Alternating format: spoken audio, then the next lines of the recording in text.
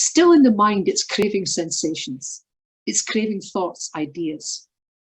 And so because they can't use the senses to get them, they'll use mental consciousness to create them. And we drift into daydreams.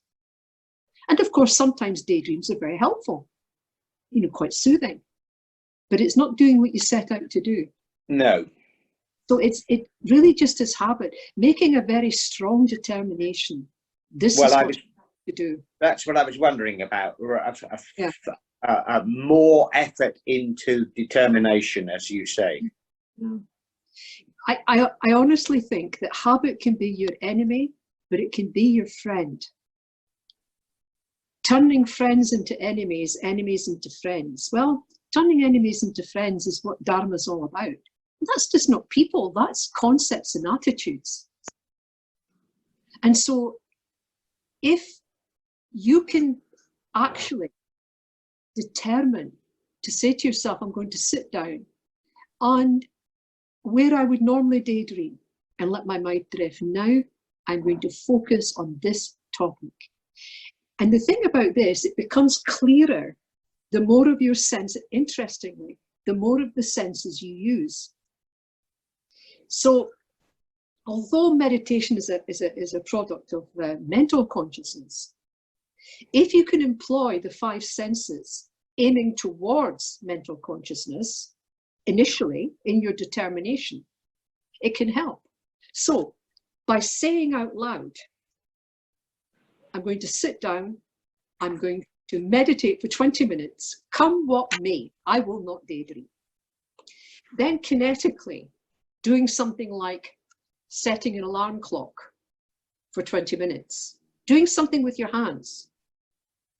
Then with your eyes, getting your meditation material around you, perhaps something like a statue, a picture of your teacher, something like that. Feed the eyes, make them eyes calm. And hearing, if you get even a minute or so of some lovely chanting music, something like that. Right. And then going into it. So it's not that the 5 senses are the enemies. The problem is the 5 senses is our habit. It's how we see. But we can use that to really build up a strong determination to do something. It's like learning. The more of your 5 senses you employ when you're learning something, the easier it will be to learn. The more it will be retained. You can use that in meditation, for sure. The thing is, we drift into meditation generally. Oh, I've got 5 minutes, I'll just, you know. Yeah. Never drift into meditation and don't drift out of meditation. Be determined, be clear, be focused. And anything you can do, especially in the environment's more than you would think. Having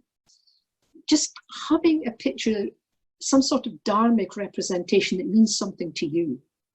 Could be a text, it could be a tanka, it could be just a picture of the Buddha, it could be a picture of your teacher, but something that's a feast for the eyes. If flowers are your thing, arranging flowers, this is where altars become very useful. Yes, it could be just a straightforward religious thing, or it can be something to satisfy the 5 senses that will calm them down and allow your mental consciousness to take center stage. A little bit of music, especially chanting of some sort, just on low for a minute or so, sets the mood. Right. Thank you. Yeah, thank you. Anyone else, anything came up over lunchtime that you wish you'd asked or thought about?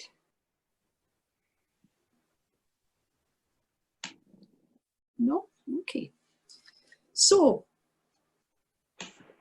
we're going to start now with a meditation. I will lead you through it.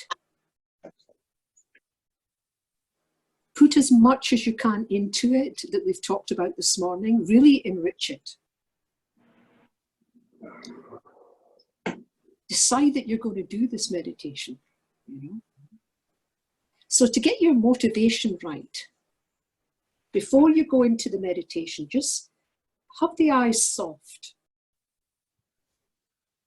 the mind kind of neutral.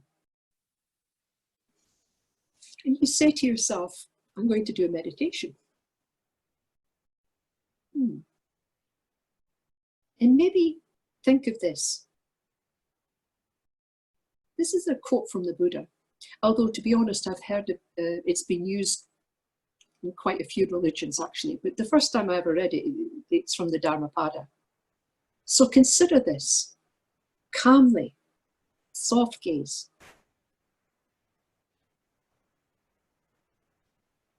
The thought manifests as the word.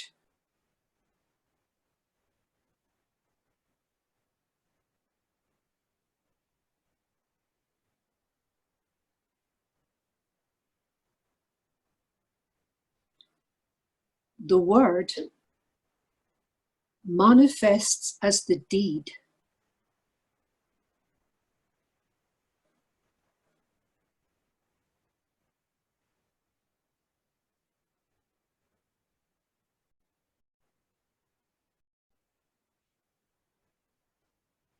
The deed develops into habit.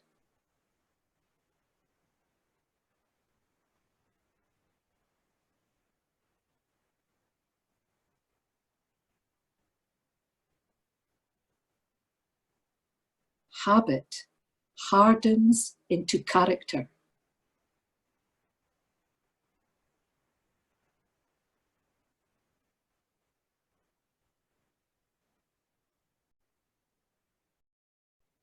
So watch the thoughts and its ways with deep care.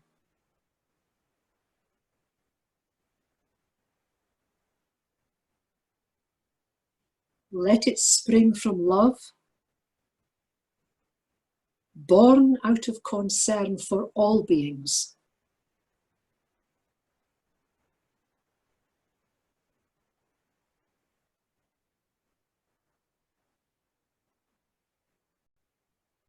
So begin now to relax the body.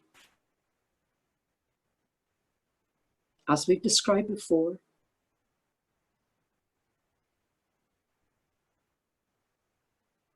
drawing the mind inward,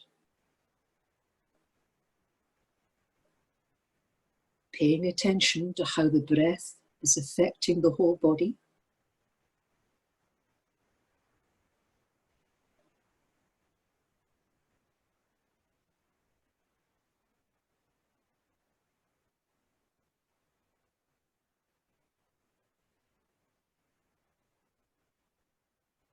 Scanning the body, identifying areas of tension, doing nothing about it, simply identifying and continuing with the scan.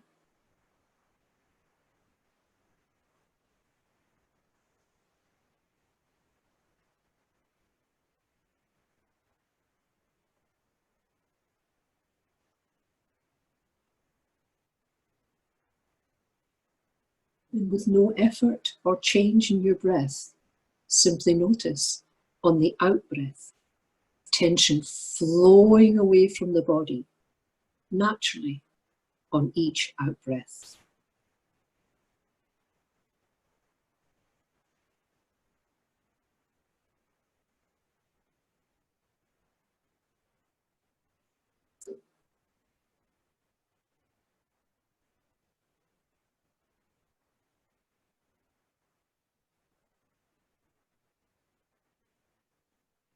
And as the tension continues to leave the body on the out-breath,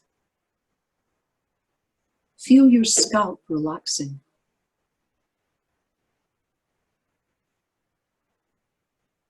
Generating waves of relaxation, which flow down the body and through the body, and wherever they touch. All tension ease, relaxation deepens.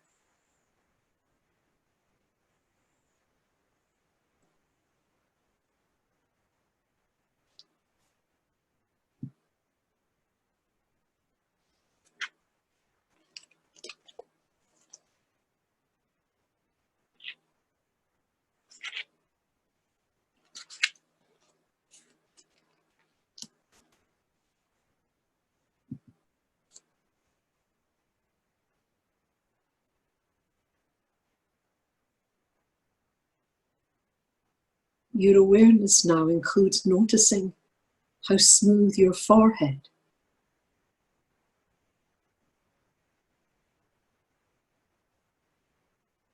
how relaxed all your facial muscles,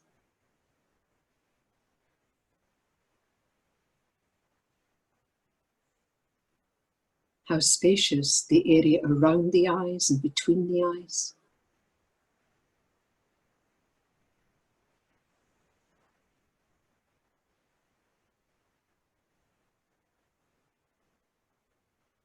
Your shoulders have given up their burden and have dropped to a much more comfortable position.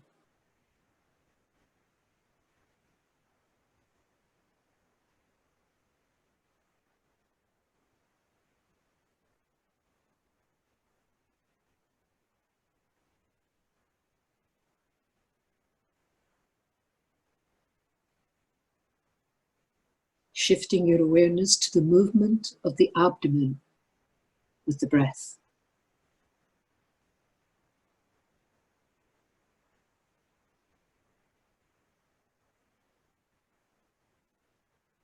All your attention on the movement of the abdomen with the in-breath and the out-breath. The in-breath and the out-breath.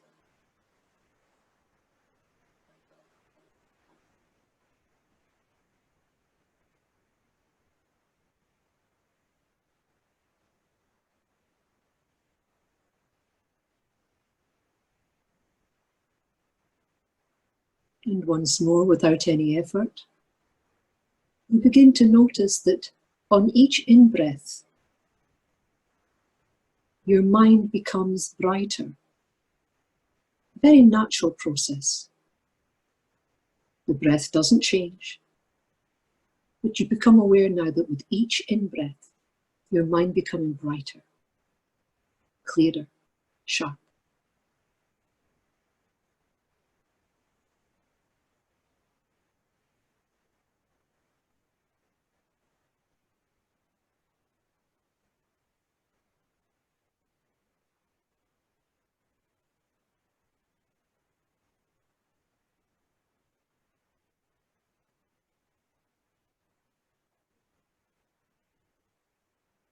Shifting your focus upwards towards the sensation at the nostrils and the upper lip of the breath.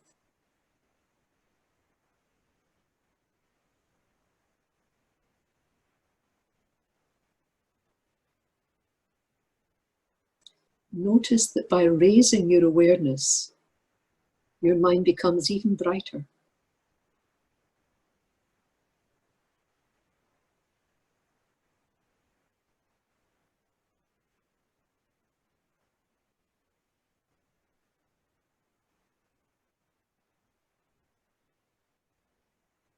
Now we set a very strong positive motivation for this session. What is it I want to achieve?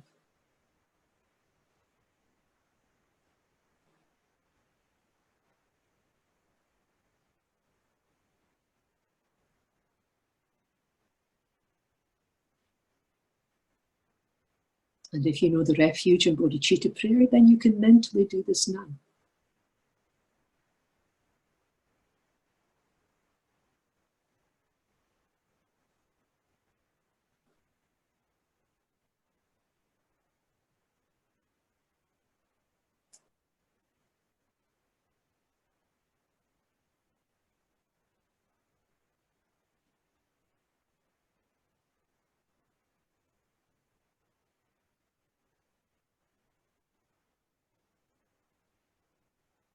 This is a meditation on loving kindness.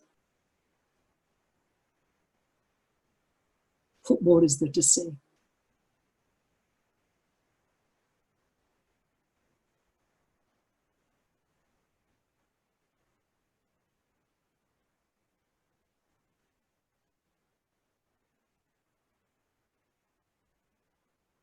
Ask and answer yourself the following question.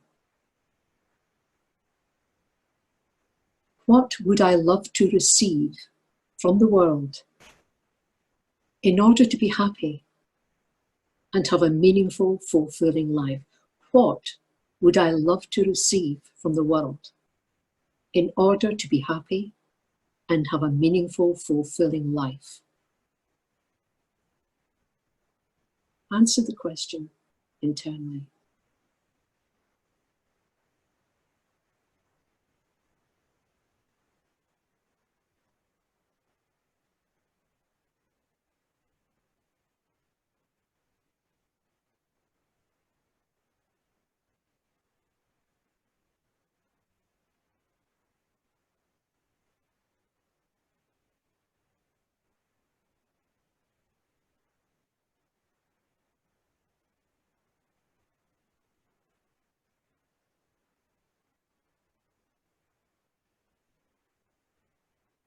You may be thinking of physical conditions, social, spiritual.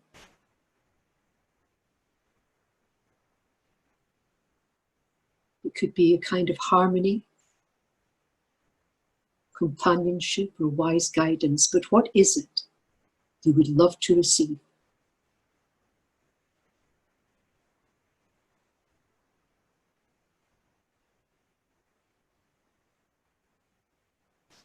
Bring this clearly to your mind, what it is you need. And as you bring each point to mind, allow yourself to yearn for it. Allow yourself the joy of thinking, may my true desires be achieved. I need this. I want it.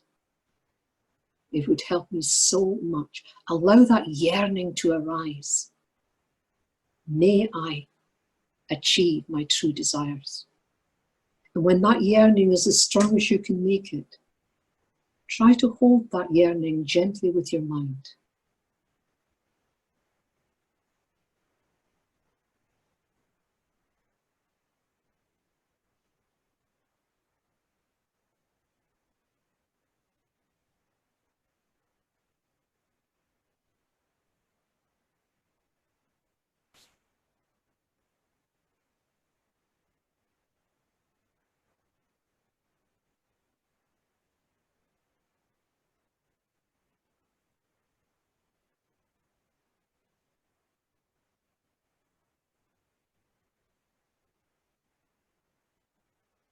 Using your imagination, imagine that everything you desire has been fulfilled. Imagine it's happened. You have received what you need from all those around you and from the environment. Strongly imagine that here and now you have received all you need to fulfill these aspirations.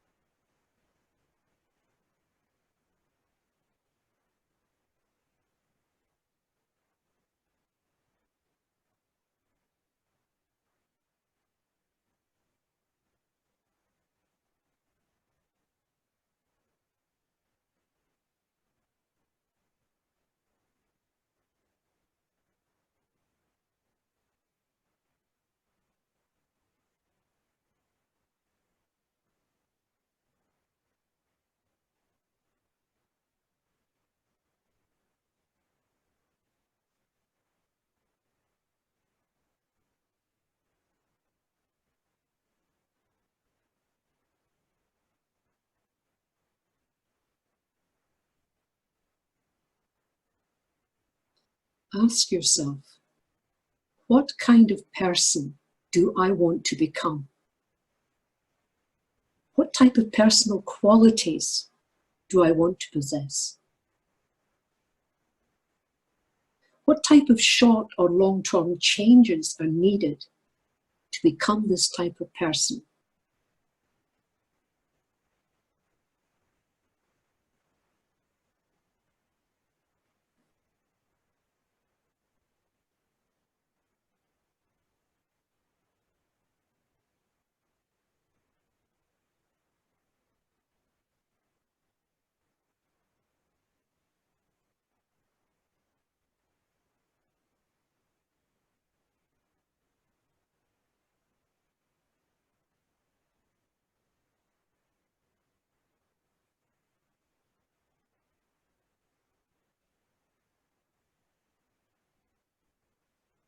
With your creativity, envision the person that you'd love to evolve into.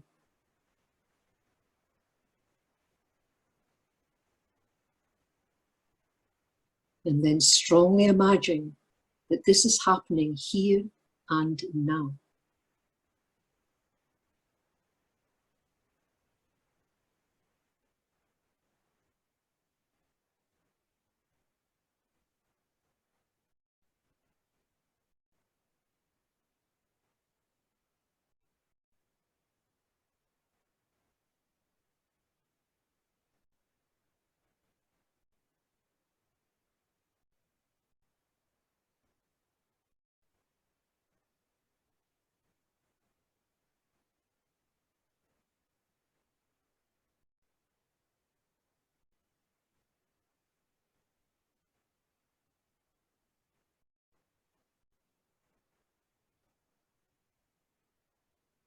Clearly, no one lives in isolation from others.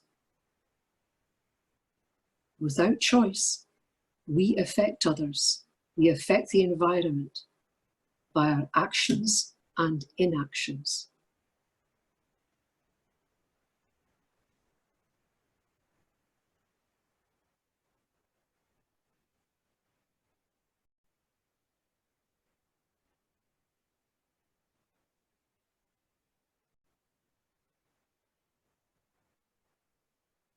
Ask yourself, what would I love to offer the world, to those around me and the environment at large? What would I love to offer the world?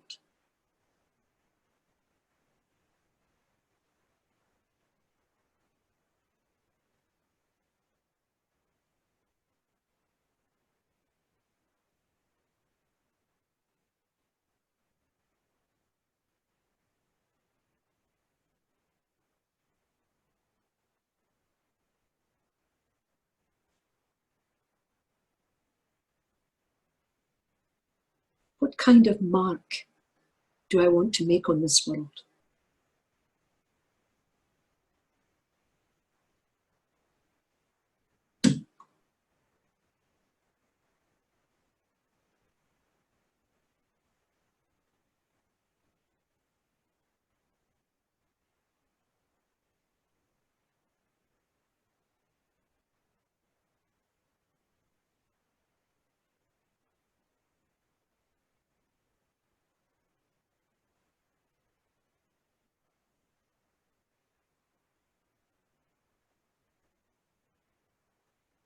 Imagine that this is happening now. Mentally use some details. See your mark on the world happening now, emerging in front of you now.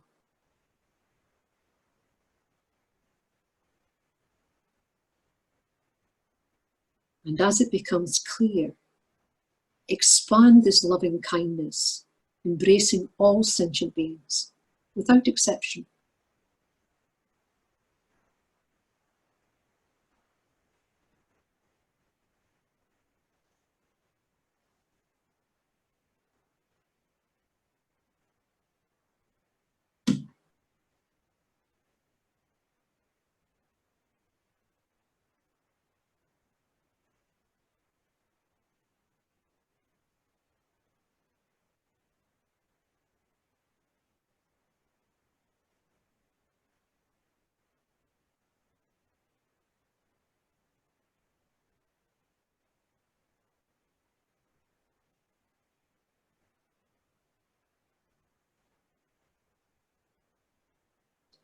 Make a strong wish. May each of you, like myself, find the happiness that you seek. May you cultivate its true causes. Make that strong wish and expand it to include all sentient beings throughout the world, each seeking happiness, just like me.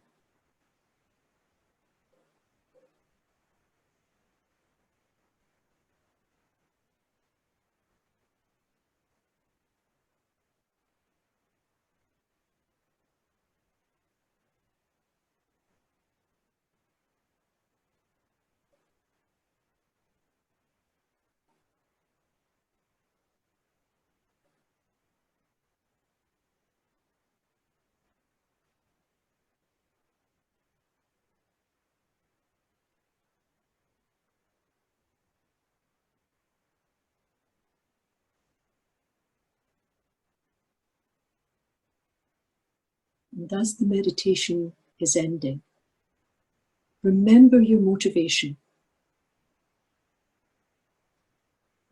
Mentally gather up the positive energy you've created and direct it now towards what you want to achieve.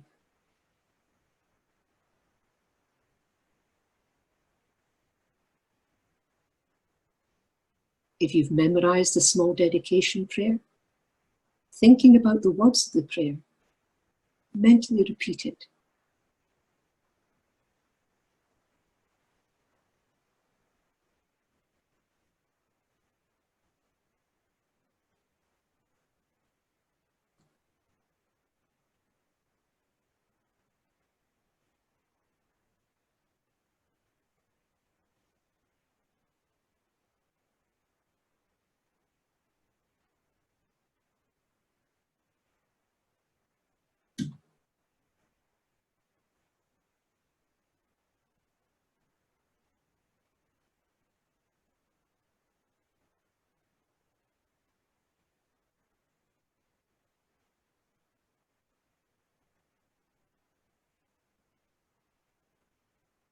When your mind wanders off, bring it back.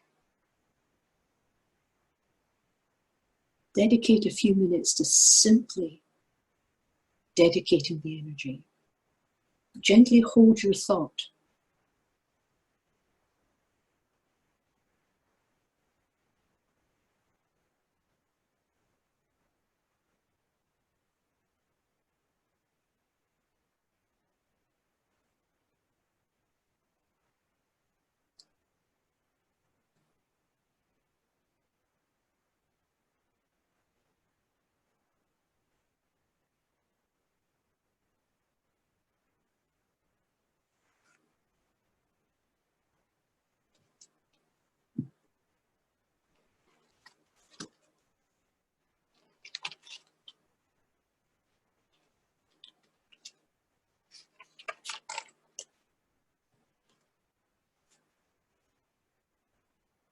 And as you're holding that thought, remember, the thought manifests as the word.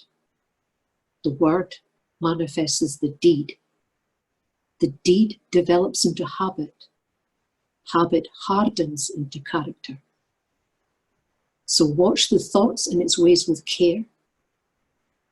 Let it spring from love, born out of concern for all beings.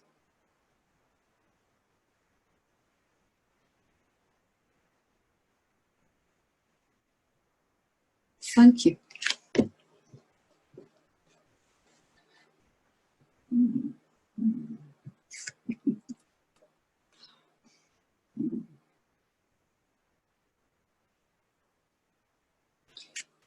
There's lots of meditations on loving kindness. I like that one. I first heard it many years ago from Lama Alan Wallace. He looks at loving kindness in this way. I like it because it narrows the gap between you and other people. It just narrows that gap and says that really your wants are the same. Your wants are the same. Okay, so you're going to split into, I think, pairs again, or groups. And there's two things I want you to discuss. One, how that meditation went for you. What was your experience of that meditation? Try to do a bit more than good and bad. What was your experience of that meditation? And the second question, how could you make it better? How could you enhance it even further, making it more personal to you? Okay? So you got 15 minutes?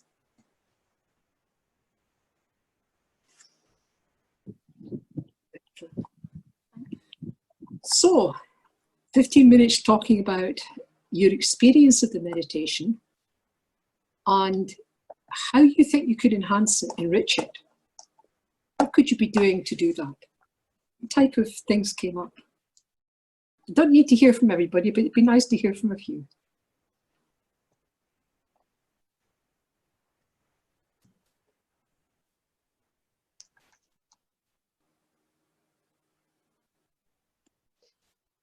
more effort. Oh, right.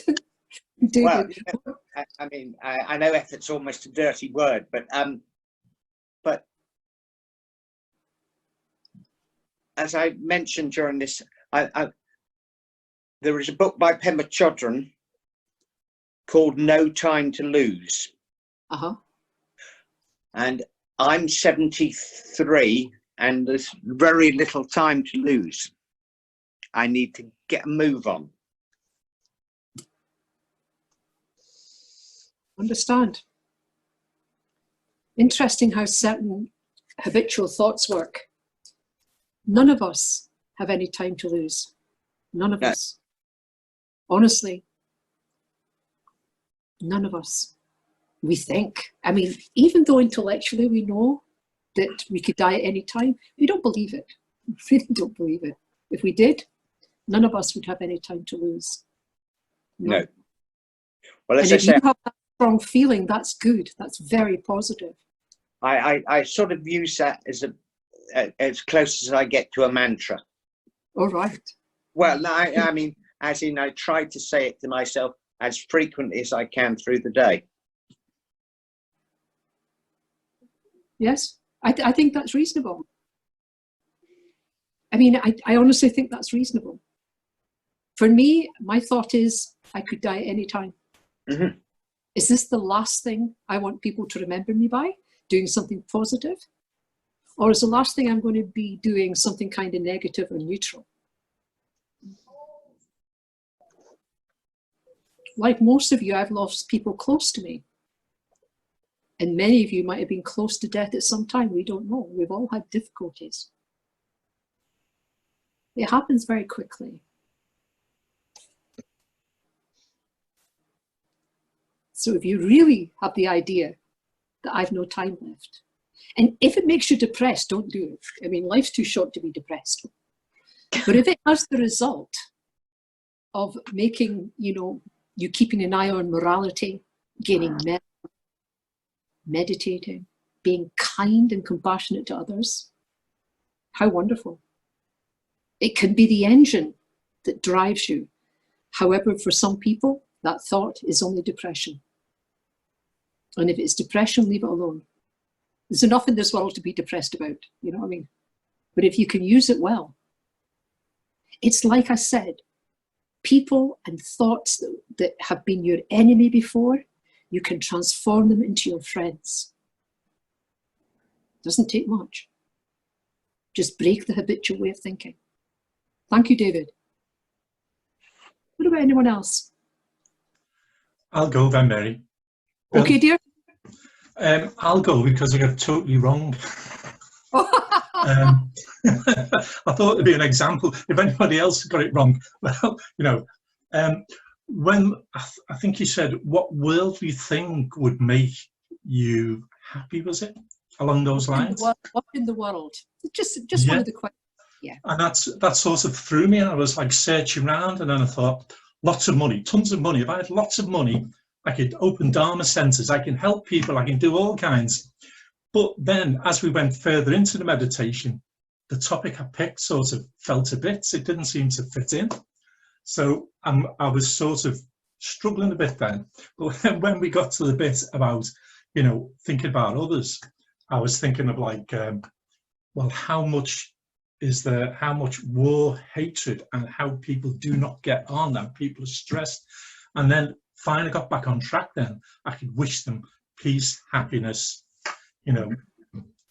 all that kind of stuff, And then, what you think and what you bring up will be very influenced where you are, the time of day, what you've been thinking about recently. So you may do this meditation again and come up with different ideas.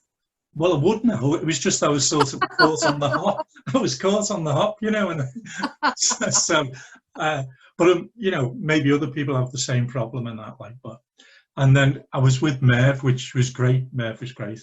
Mervy, how could we enhance it? And one of the things was, by taking our meditation topic through the rest of our day, into the meditation break, rather than just do the meditation, that's it. The meditation's done for today, and then forget it, you know. And can you remember what I said about Lama Zopa's 3 recollections? Yes, I do, yeah. The object, positive Yes. karma, and moral discipline. Exactly. So what you're experiencing and what you're thinking jives completely with Lama Zopa's idea about meditation. And having one type of meditation for the day, having one type of meditation for the week, if not longer, is very beneficial, especially if you can hold on to the object or even just keep reflecting on the object during the day. Yeah. Thank you. No, thank you. Thank you. Anyone else? Hi, Linda, is it? Oh, hi, Linda.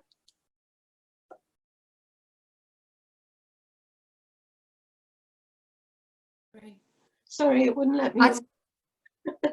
There were a couple of things that I found really helpful that you said this morning, Ven Mary, that I think would enhance the practice that I will use in the future. You were answering some of David's questions, I think, about distractions, and having a picture of someone, like I've got His Holiness just out of the sight there. That was really helpful. But actually, the idea of glance meditations, I've not really thought about that before. And I was with Amanda, and when I was saying that I thought glance meditations would be something with bullet points that I could use. She produced a list which she held up with 14 pages on the Lam Rim by Venerable Chodron, and so I'm going to kind of look that up. But I think the idea of glancing at something and meditating on it and then doing the same, because I find it hard to hold a whole lot of things in my mind as I'm going through the meditations. So that's all that was really. Good. If you have some experience that glance meditations would be useful. And you can also, the thing with glance meditation, it's good to have other people's bullet points. But the more you read around the topic, the more you discuss with other people, the more you listen to various teachers, you can make your own topics. As long as you've got the basics in there, there'll be certain points which mean more to you, to others. You would put that as a bullet point. Yeah. And you wouldn't keep this. The interesting thing is, you keep the same bullet points for a while, and then when you go back to it, you end up changing the bullet points. As long as the main concepts are clear, you do add and subtract as you go on, depending on how your knowledge and experience grows. But glance meditation is, I think, highly valuable. Thank you. Thank you. Anyone else? Oh, I can see Noreen. Oh yeah, good. Anyone else? Hi, it's Rowena. Hi, Rowena. Hi, we were in a group with Maggie, and one of the things that we were talking about was the language that you use, in particular in sort of, craving and yearning for that for ourselves, and then later in the meditation using that as a craving and yearning for everybody else to have all the conditions that they need to make themselves happy. So initially that language kind of made me kind of step back a bit, because you don't usually hear that in Buddhist meditations. It's kind of a drawn to attachment, all that kind of craving and yearning you associate with attachment. So we were talking about that a little bit, but actually I thought that was very skillful, because that craving and yearning for all the things that I was thinking about for happiness for myself, and then putting that onto wishing that for others, it made it stronger. Yes, for me. Yeah, it's very interesting. This comes directly from Alan Wallace's meditations. I think it's in Genuine Happiness. I'd have to check, but he does these meditations, and it's not traditional type meditation, but it really does hit the spot sometimes. It just hits the spot. And again, it's a way of turning something yearning, Yeah. which seems so selfish, turning that into something so positive. Yeah. It's only a word. It's the feeling. I wish this other person could have this. How wonderful it would be. Yes. Thank you. Thank you. Thank you. Anyone else? I'll say something, Ven Mary. Yeah.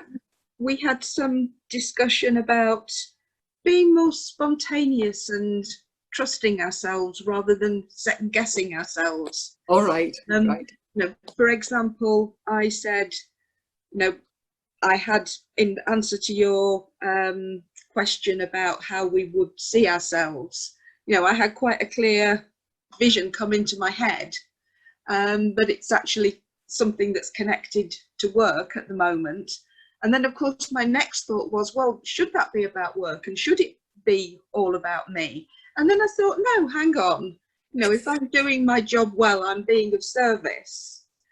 And I thought, well, you know, rather than getting drawn off into this debate with myself, if I could just accept that what came up was right in that moment, You need to own this. and be with that, Yes. own it. That's a good way of putting it, rather than questioning myself.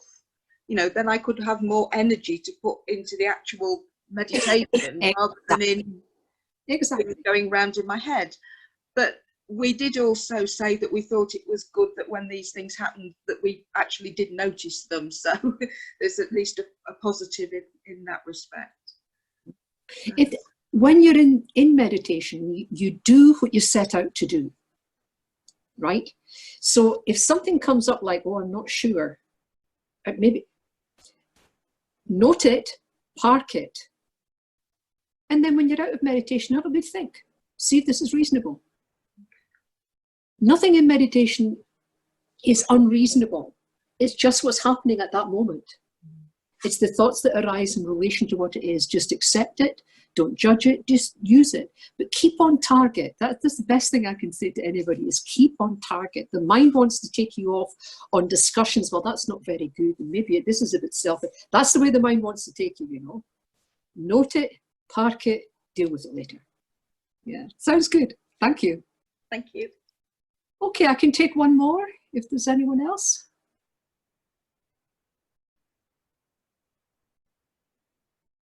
No? Okay. So, how can you enhance meditation? All these meditations are out there. I mean, there's many people, many books, many CDs. It's all out there. It's all out there. I tend to like, you know, Alan Wallace. I like Thupten Children. I like those meditations. But there's different people resonate with different ways of doing these meditations. So they're all out there, but they're scripted. And that's helpful. But if you want to enhance this, then the first thing you would do would be to increase your knowledge of the topic. Increase your knowledge of the topic. Do not assume that what you think you know is loving kindness or compassion is the same in the Dharma. For one thing, it isn't. So learn, start using the language code, start using the words of the Dharma. They mean something quite specific. So increasing your knowledge and understanding of the topic will definitely enhance that, definitely.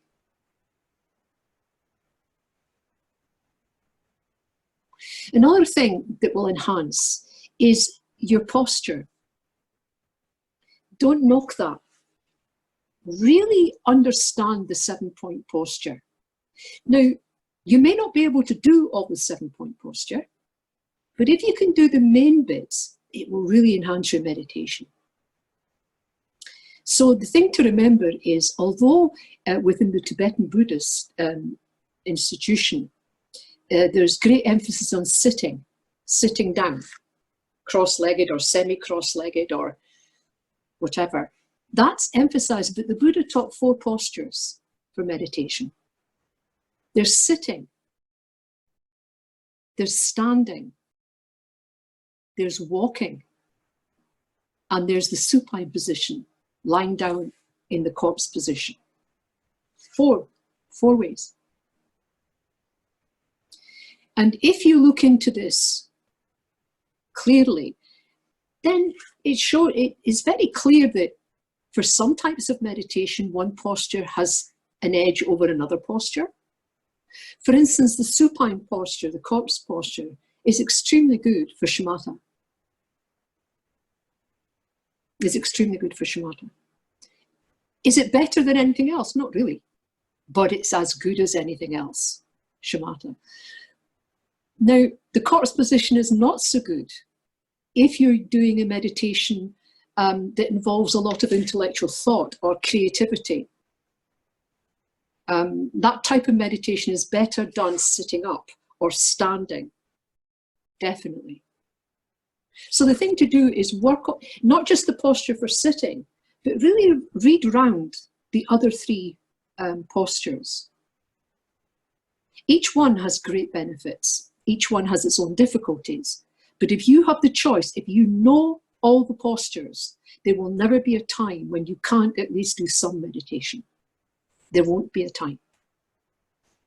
When you're reading on the topic of walking meditation, be aware that there's a difference between walking meditation and meditating while you're walking. Okay? Just be aware of that. So being quite clear. So although, you know, it's heavily emphasized sitting, it's not the only posture. It's not the only posture. And our brothers and sisters in Burma and Thailand, they don't sit. They meditate for hours on end. They don't sit, they kneel. So don't be weighted just to one thing. Learn the four, then you'll always have a time when you can meditate, always. So that would enhance. What would enhance your meditation is being extremely clear about the two types of meditation: analytical meditation and concentration. Knowing what they are, knowing the differences, knowing when to employ each one to the best of your advantage. If you've got a grip on that, you will definitely enhance your meditation. So there's other things, but these things I think are kind of key. It's something that you can kind of do now. It just takes a little bit of learning and practice. So we'll look at posture now. And most of you will know this, but it's good to revise. So we're looking at posture now sitting, mostly sitting. If I've got time on Wednesday, we might do the lying down one, but sitting. So what is the supreme position in sitting? Well, it's the full cross-legged, the full, what's it called again? You know, the full cross-legged position. The lotus position. The lotus position. And if you can do that, it's perfect. It's perfect. Many people can't do that. And so they learn the half lotus with one leg here and one leg here. So they're not crossed, but just one in front of the other. Is that a good position? Yes. It's perfect for the spine, because by sitting in that way and having a pillow under your bottom, the one part of your bottom, then what happens is it tilts the pelvis. And by tilting the pelvis, it can really straighten your spine very nicely. And they talk about the spine being like, to try and get it like a row of coins, you know, a tower of coins. That straight. I've heard afterwards that really, if you're reasonably straight, you're fine. That's what I heard. If you're doing, especially if you're doing Tantra, then the half lotus and the lotus becomes more important. However, if you're not doing Tantra, then sitting in a comfortable position, on a chair, on a cushion, on a stool, kneeling, the special kneeling thing, this is perfect. This is very good. It's very good. So the back is the more important. Then you want to think about your arms, right? Your arms. Where do you have your arms? Well, you know, the traditional way is with the left hand supporting the right hand thumbs together and pulled in towards the navel. And what that does is it keeps a distance between your arm and the body. It allows a throughflow of air and keeps you cool. So that's a traditional posture for hands and arms. But you can have your arms softly clasped, gently clasped, not but just one hand and another on your lap. That will help. Having your hands on your lap or on your knees, that's very useful. On your thighs is probably okay, and on your knees. So why they're being prescriptive here? Simply to calm the body. To calm the body, relax the body, and allow a natural flow of energy. It's really got a lot to do with the flow of energy. It's why you have your spine quite, you're not ramrod, but kind of reasonably straight, allows the flow of energy. By having your hands touching either each other or your thighs or your knees, there's a continuity of energy. Don't ask me how this works, don't know. Just been told, it seems reasonable. But it allows this continuity of energy. Then they come to the eyes. And there are certain types of meditation where the eyes are always open. There are certain types of meditation where the eyes are always closed. But unless you're doing one or the other, and you'll always know when that is, because it'll state it, then it's up to you really. It's recommended, highly recommended, that the eyes be slightly opened, to allow enough natural light in to keep you awake, keep you orientated to where you are. Because when we close our eyes and we calm our mind, the mind gets dull. So having your eyes open just a wee bit is very helpful. And so this comes with the head. So the back of the head, the neck and the top, it's kind of tall. You imagine that someone's got hold of your hair by the crown and is pulling it gently. The back of the neck comes quite tall. And then the chin just slightly inclined. The half-closed eyes, soft, very soft gaze. And the gaze is kind of maybe 6-8 foot in front of you, gazing towards the floor, not looking at anything in particular, not focused on anything, but a kind of soft gaze. There's an incline, 6-8 foot's fine, towards the floor. They say that's very helpful, very helpful. It can stop daydreaming. It can stop daydreaming. And then you're looking at the jaw. Interesting, the jaw, because I don't think we often noticed how clenched our jaw becomes. And so when you're arranging your posture, just gently relaxing this area can be very helpful. And you know you're in the right place because the lips are touching, but they're very gently touching, very gently touching. It's almost as if you imagine that you're smiling. I'm not saying to smile, smile's okay, but imagine you're smiling. And that gives you that gentle softness of the lift, that unclenched jaw, very helpful. That will enhance a lot of things. And the tongue, they say the tongue, the tip of the tongue resting on the upper palate just behind the front teeth can be useful, especially in long meditations. It reduces saliva, and reduces the need to swallow. I also have read that by doing it touches a particular energy line. That's very helpful. Never really understood energy lines, but anything that works, and it has to say for me, it works for me, so I'm kind of okay. I have a very lazy mind. I have a lazy mind. So the tip of the tongue behind the front teeth, the upper palate, very helpful.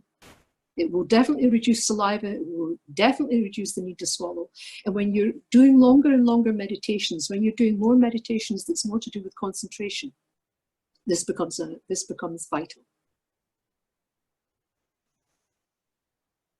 So really looking at all of this, you could spend the whole meditation doing this. The idea though is get used to it.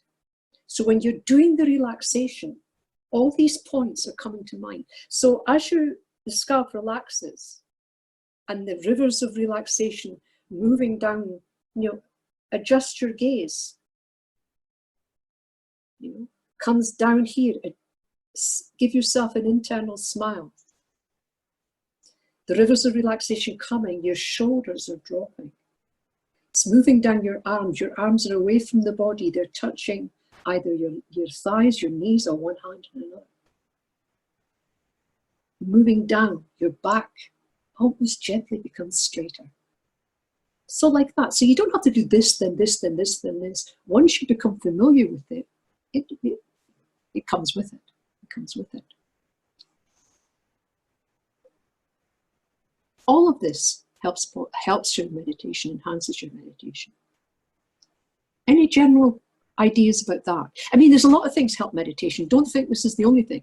I mean, having strong refuge, there's not much else will help better than that. Having genuine loving kindness in your heart will definitely help. You know, having bodhicitta, just even the thought of it. So there's lots of things that will enhance your meditation. I'm just sticking to these points because it's something we can practice together. Anything about what I said so far? No? Okay. So you've probably heard about analytical meditation many times. But let's be really, really clear on this. In some Buddhist circles, there's only one type of meditation, and that's concentration, that's shamatha. That's all they'll think about, right? From the Tibetan Buddhist tradition, they talk about two types of meditation. Analytical meditation. Now, the second one they'll call stability meditation. They might call it single point of concentration. They may refer to it as focus. And sometimes they refer to it as shamatha. So I'm going to spend some time on that. So let's park that for the moment and think about analytical. Why? Lama Zopa very clearly said, to meditate is about gaining acquaintance. So gaining acquaintance can be considered the same as being familiar with the topic. And so he said analytical meditation is highly important. His Holiness the Dalai Lama has said many times that although there are two types of meditation, analytical meditation, especially in the beginning, is highly important. And I've heard him say that analytical meditation for the beginner is more important. Now, analytical meditation, what are you talking about here? You're talking about a focused, calm, internal study of a topic. Within the framework of relaxation, motivation, doing all of this, but when you start an analytical meditation, you're really starting a focused, calm, internal study. This is a very active meditation mentally. It asks for your memory. It asks you to use creativity. It asks you to use intelligent thought.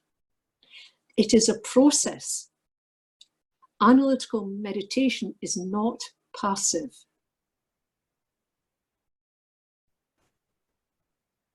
Analytical meditation provides insight. It provides the idea of becoming familiar with how things actually are.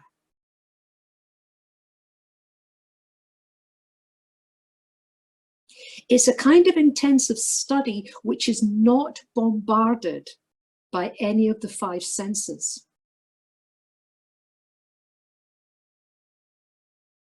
Its function is to move the mind from misknowing a topic towards knowing a topic.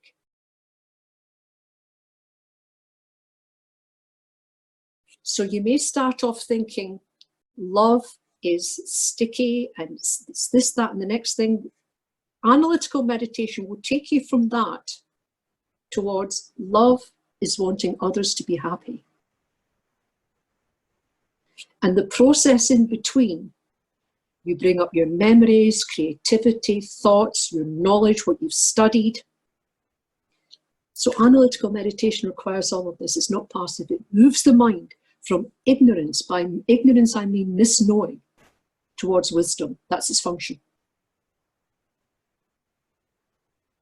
It is easy, well, it's possible, of course, to concentrate on anything. You can concentrate on something negative. You can concentrate on something that's highly harmful to yourself and others. But analytical meditation takes you from that towards something beneficial, a more wise consideration.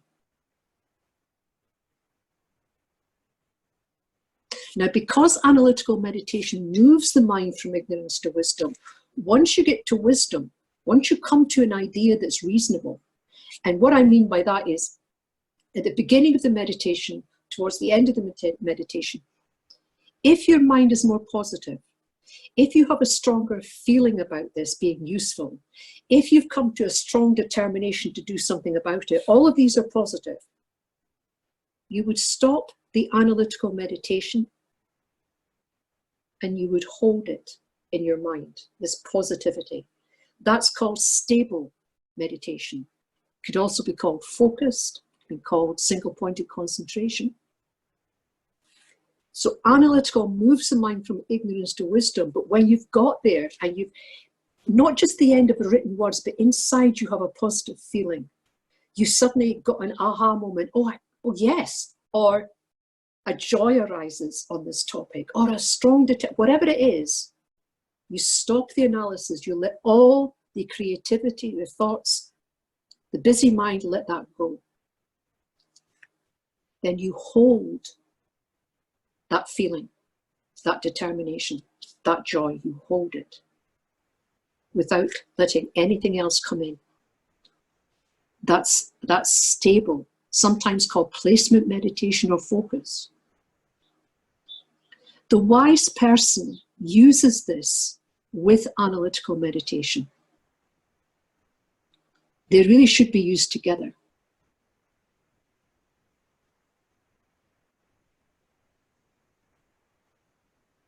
This ability to hold the object, to hold the conclusion that you've come to. It may be a strong conclusion.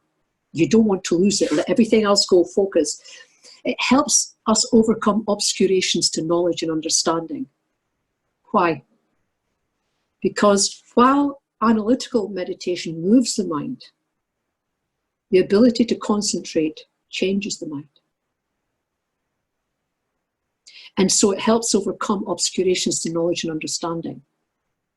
It overcomes habitual behavior. The more you can hold this, gently, but hold it, then it overcomes even habitual behavior and habitual ways of thinking. The more you can do this with stability and with placement, it challenges our long-held beliefs on things. And as a consequence, because of this, it can help you develop faith.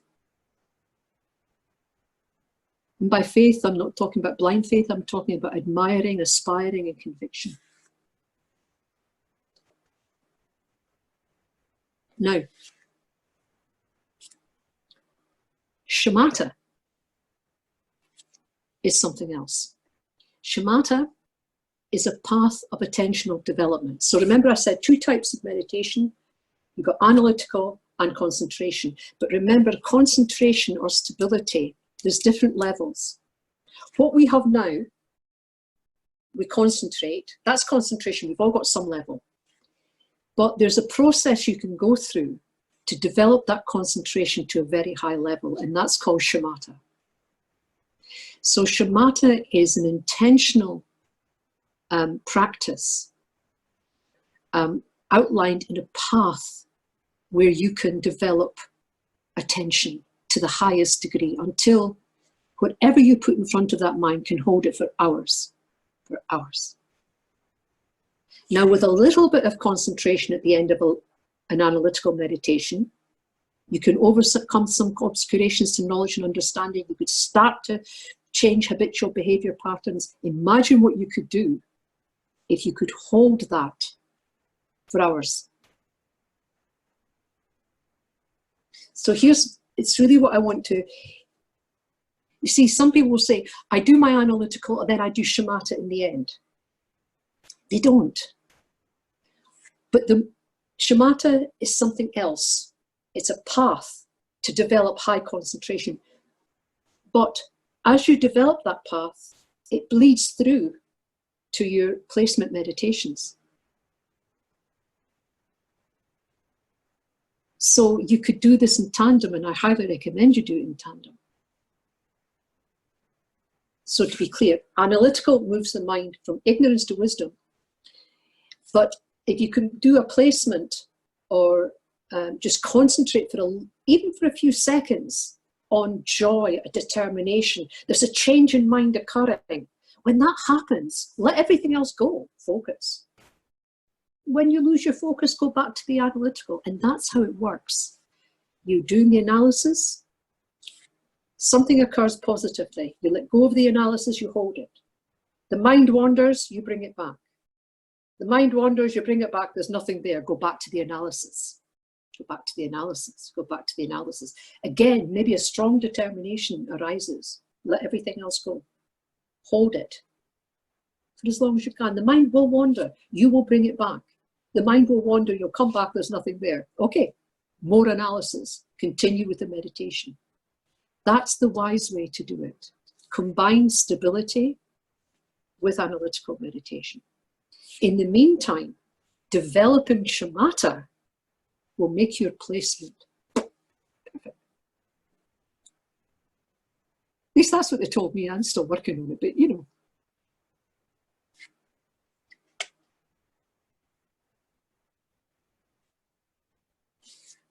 You can all meditate. Everybody can meditate. It's really just a matter of practice. And if you have even a few seconds of concentration, that shows you that you can develop that to a very high level. If you've even got a few seconds of concentration, you can develop it. It's on a continuum. It just takes effort and practice.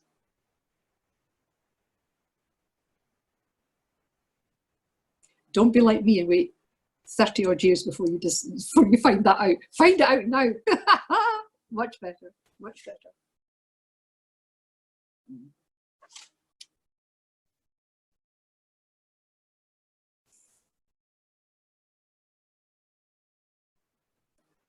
Okay.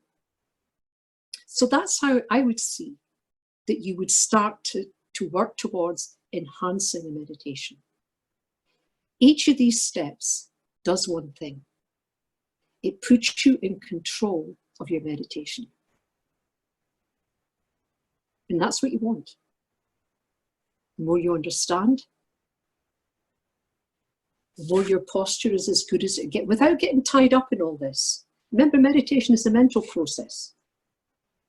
It's not a body process, but the body could be in service to the mind by doing as much of the posture as you can. If you're really going to try and develop the full lotus or even a half lotus, the time to practice it is out of meditation.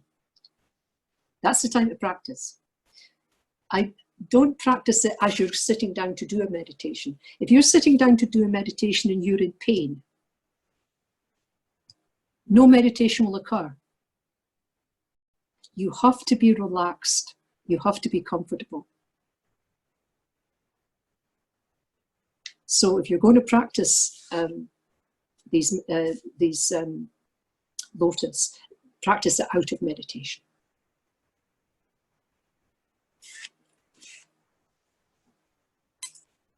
What do you think? Out of all of that, what do you think is think about that? I've said posture, four types of posture, talked about analytical and concentration. There's also another thing I would say, the last thing that I'm hoping to go through in this course is, what would it enhance is dealing with the two enemies of meditation. All your problems that you have with meditation fall into two categories. The first category is like distraction. Now, with distraction, it also means things like excitation. It means mind wandering, too many thoughts. It means all the same thing. Under that banner, you can call that distraction or excitation. That's one of the main. And in the beginning, this tends to be the biggest problem. The other enemy of meditation is a kind of sleepy mind, dullness, laxity, all comes under that banner. So everything you have, oh, I've got this problem, I've got that problem, I've got the next problem. So if you work it out, you've got thousands of problems. No, you don't. Learn the language. You only have two. It will fall into the excitation bracket, or it will fall into the dullness bracket. And so to enhance the meditation, you would need to know how to deal with these situations. Yes. And we'll be going through that. So of all of that, just think, what do you think would, if you were to prioritize, which one would you put first? I'll work on this and that'll enhance it. What would you work on?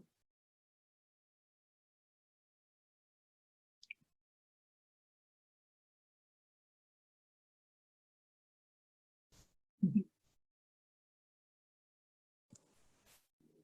Oh, thank you.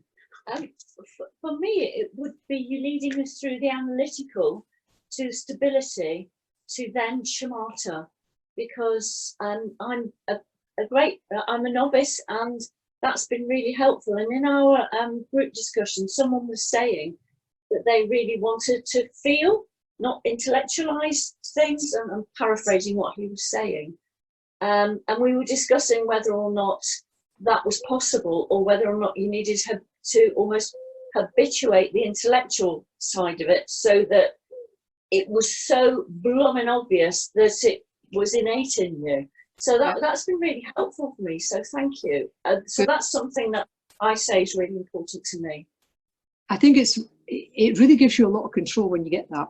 So the next meditation we're going to do, maybe not today, but tomorrow, is I'm going to take you through a meditation, but I'm going to highlight and say which part is analytical and which part I would actually just stabilize. I'm going to walk you through that. Now, it may not be where you're at, so unfortunately you have to follow the thing, but it will make it quite clear that you can use stability a few times in one meditation. So I'm going to go through that. Thank you. You're welcome. You're welcome. Anyone else?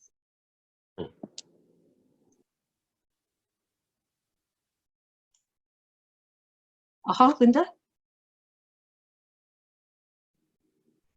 On mute. You were talking before about the 4 different postures for meditation, and you were talking about walking meditation and the difference between walking and meditating, or meditating while walking. That's right. I wonder if you could just say a little bit more about that, because that's my plan after we finish this afternoon, to go for a walk and just think about what we've talked about. Sure, sure. Well, walking meditation is really paying attention to every aspect of you moving. It actually does what it says on the tin. It's the walking. So where is your attention? Your attention could be in your body as you're standing before you start the walk. It's in your feet. And so your attention stays in your feet. And your attention is as one foot lifts. Does the heel lift first or the toe? Space, heel goes down, toe.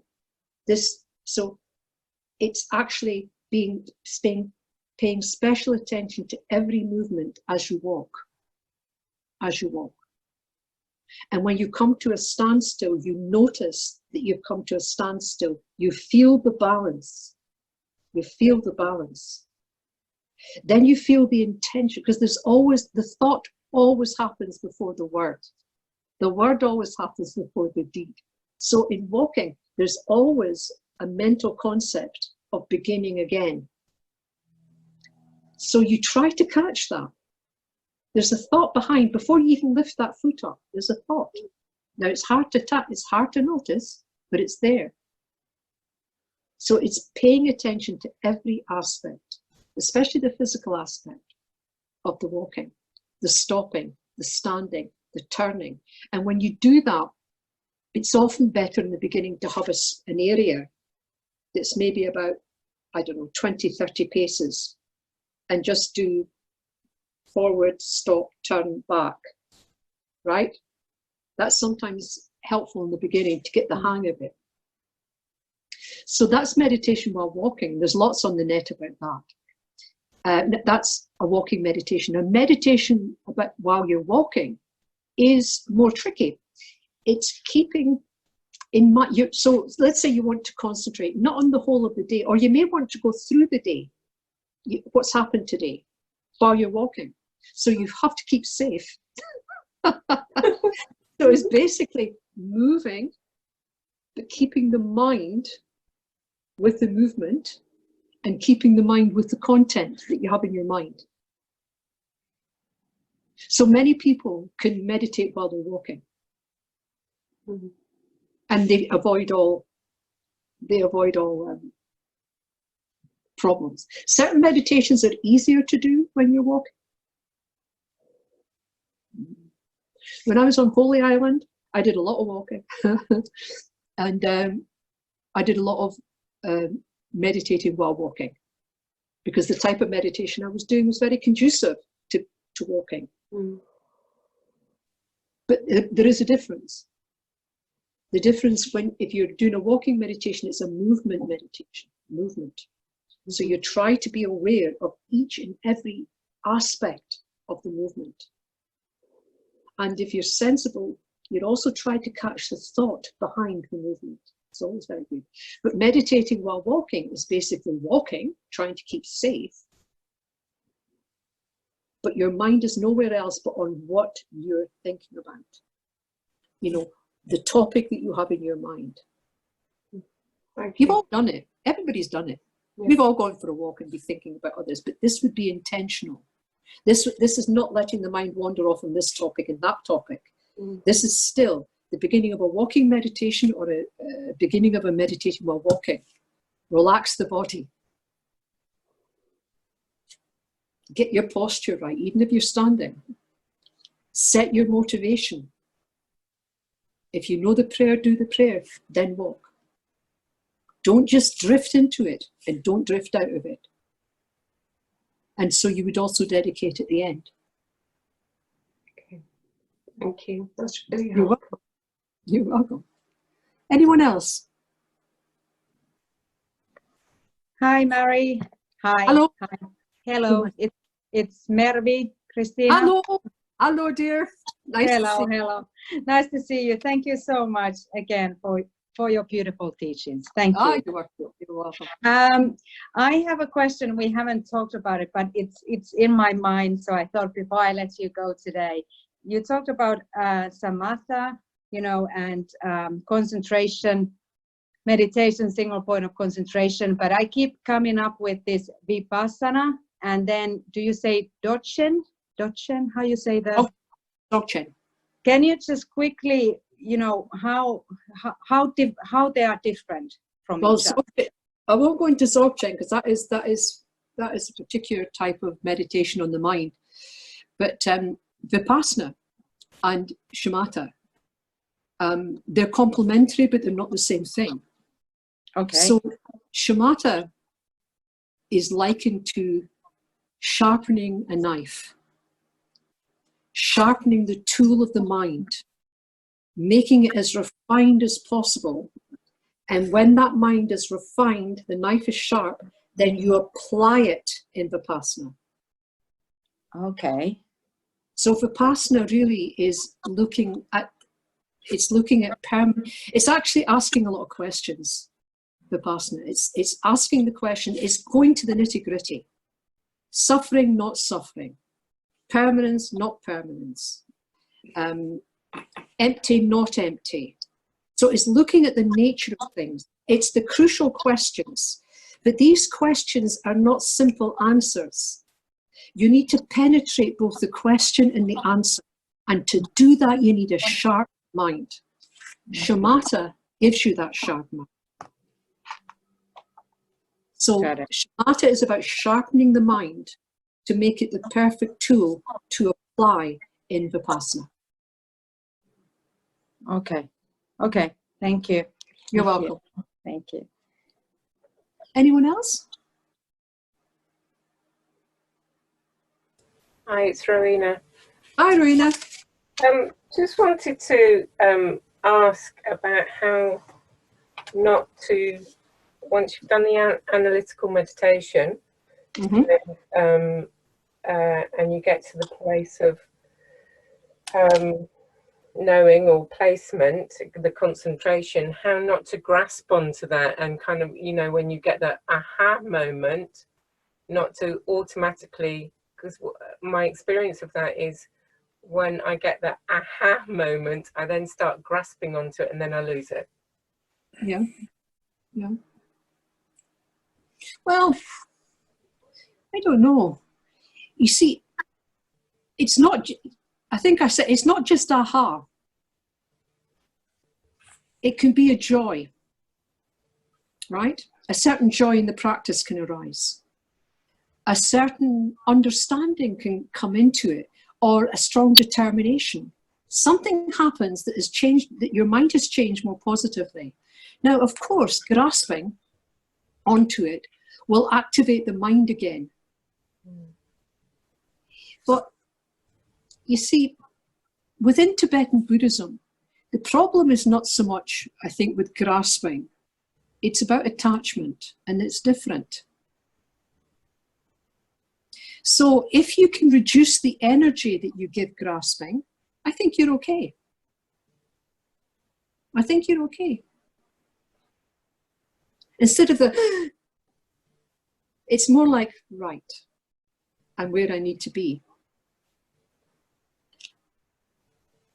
Grasping, you see, you can grasp at good things as well as bad things. In Tibetan Buddhism, the problem doesn't, they talk about grasping, but the real enemy is attachment. If you become attached to the aha, if you've become attached to the determination, then you've got a problem. But grasping, if you can reduce the energy to it, simply note it and stay with it. I think it's just a habit to break. But I don't think it's as difficult. It's not as negative as you would think. Okay. Thank you. Can you see the difference between grasping and attachment? That's the main thing here. Yeah. There's an immediacy with grasping, which is easier to deal with. Just give it less energy. But with attachment, that's sticky. That's difficult. That's the person I've had quite, you know, you get the person who had one really good meditation. I mean, really good. Everything went well. They were on a high. They got the analytical and the placement, and it was fantastic. And you talk about it, and you're happy. And you do it again. You do the meditation the next time, and you don't get it. Mm. And you get disappointed. Poor me. I'm not any good. Let's try again. Not as good as, you see what I'm saying? Attachment is something else. Okay. And that's the biggest enemy, really. Okay, thank you. You're welcome. Anyone else? David, please. Hello, David, please. I'm not giving up. I haven't given up. I've been doing this for years and I've kept going, which is a little bit of credit. But what I often feel about my practice, if we can dignify it with that name, is that I have tried and failed too much and too often. Mm-hmm. So I'm habituated to failure, as it were, it seems to me. Can you offer any advice about how to deal with that, please? Me? Oh. His Holiness the Dalai Lama, when Alan Wallace was his personal student, and he used to go and see His Holiness about once a month. And he went to him once, he was telling me, and he tells quite a lot of people, and he said, here's my problem, I'm not doing this, and this is not achieving, I keep doing it. And His Holiness says that expectation is the death of meditation. We expect so much. You have to get to the, we're so used to judging ourselves and judging other people. I've got to achieve this, I've got to achieve that. Simply doing the practice, rejoicing in what you can do. In your meditation, there'll be things that you do well. There will be. And there'll be things you don't do so well. Up to you to focus on the things that you're doing well. Rejoicing in what you do well. To judge yourself, I know, you see, I say this, but I know it's difficult. I spent a year on an island trying to do certain things. Sometimes okay, sometimes not so good. But I was clear about this. If I kept beating myself up, if I kept telling myself I was failing, I would never have got very far. I'd been off the island in a week. Whatever it is you expect, let it go. Is what you're doing worthwhile? In your meditation, is some of the things reasonable? Is it helping you? Is it benefiting others? If it is, spend more time rejoicing in that than expecting anything else. We have got to value what we do and stop judging it. Expectation is the death of meditation.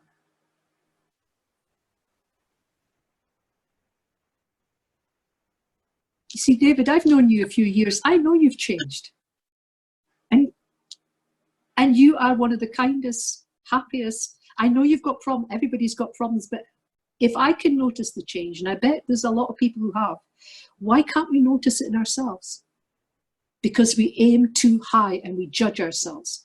And I'll tell you something, if you're in the habit of judging yourself, you're in the habit of judging other people, it gives you permission to judge other people. Just stop it. Just stop it. Rejoice. Really. David. Okay, pens and papers at the ready. Homework for tomorrow. Now tomorrow, it's still part of the course, but the morning is yours. Now, what I'd like you to do is to employ what we've done so far. Motivation, dedication, posture. All of the things we've done today. And I'd like you, and especially relaxation. And I'd like you, do you have the Lam Rim outlines? It was in the resources. Yeah? In the Lam Rim outlines, you have a choice. I would like you to do meditation on beginningless mind. Beginningless mind. That's page 8.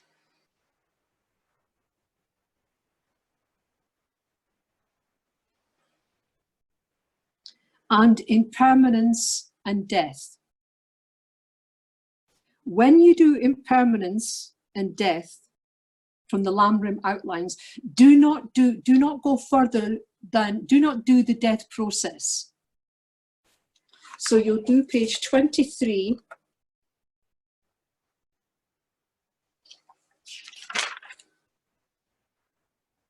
to the top of page 26. Don't go into the death process.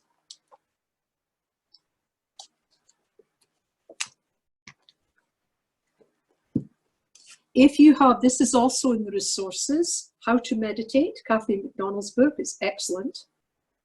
If you don't have this, I highly recommend it. And here, if you've had a look at the Lam Rim outlines and you think, oh, I'm not sure, then go to Kathleen McDonald's book. On page 45,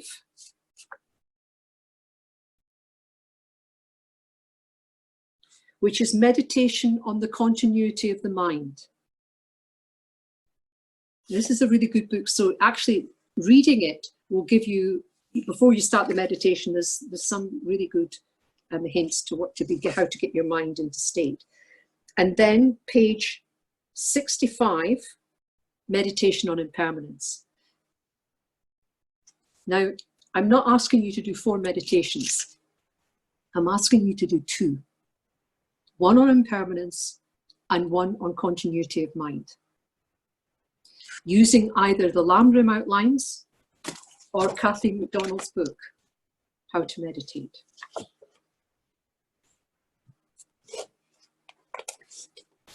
And when you do it, take some time. Go through the relaxation in as much depth as you want, but go through it.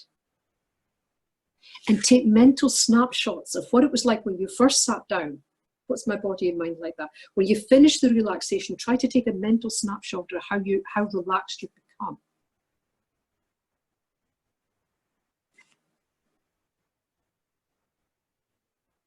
Work on your motivation. If you've got the prayers and you're happy to do prayers, that's fine. But really work on it. Think about what you mean. What is motivating me? Why is this important? Think about it. Go through your posture. Go through your posture.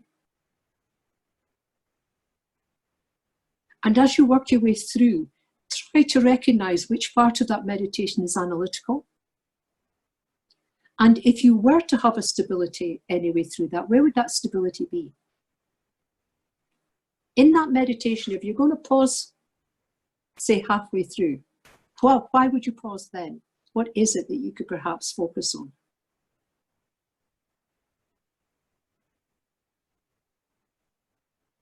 Think about your dedication. Think about it. Think about what you're doing. Think about the energy that you've created and directing that energy. Use the prayer. If you're happy with prayers, use the prayer. But if not, remember the motivation. Between then and the end of the meditation, you have created that energy. Direct it towards achieving what you set out to achieve.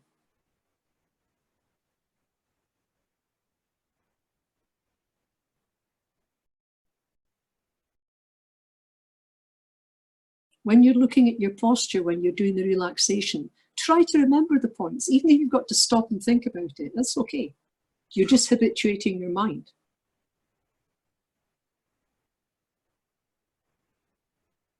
Do that. And then we can meet again at 2 o'clock. And at 2 o'clock, I want to go through another meditation, but leading you now, leading and highlighting, which is analytical.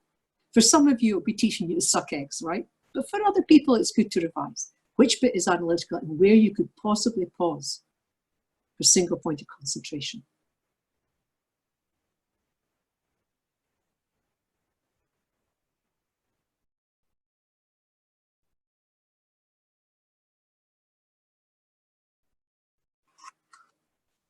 Any last questions?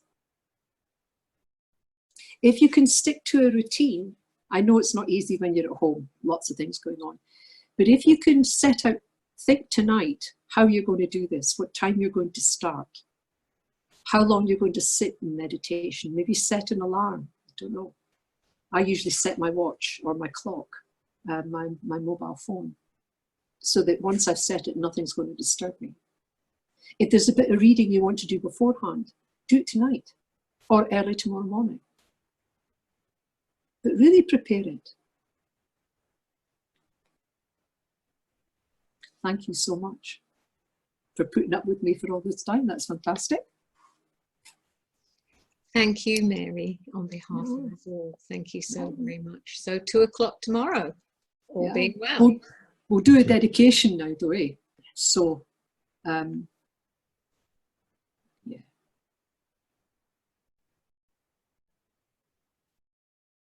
So if you think this has been worthwhile and you've certainly, just thinking about this, how many people in the world do you really think right now are thinking about meditation benefiting others?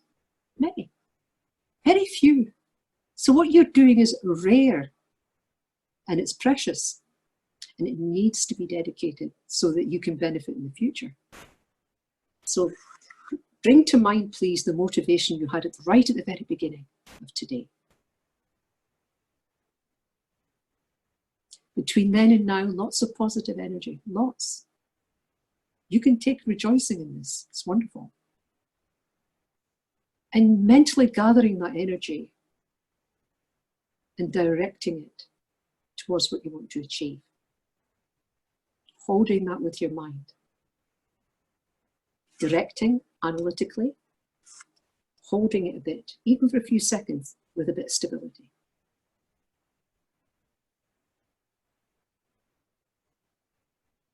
And maybe doing the dedication prayer can help.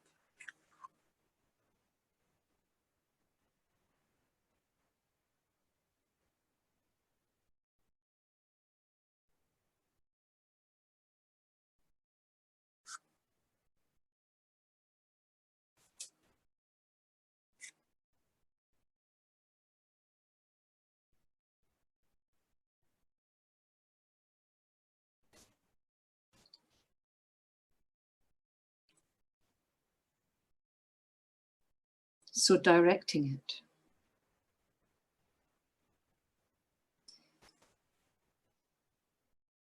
Gathering the energy, remembering the motivation, directing it like an arrow to achieve what's necessary for the benefit of all living beings. May whatever virtue I have collected benefit the teachings and all transmigrating beings. And in particular, may it cause the essence of perfect, pure Losang Dragpa's teaching to shine forever. May there never be a time that these teachings are not available to all living beings without exception. Hold that thought.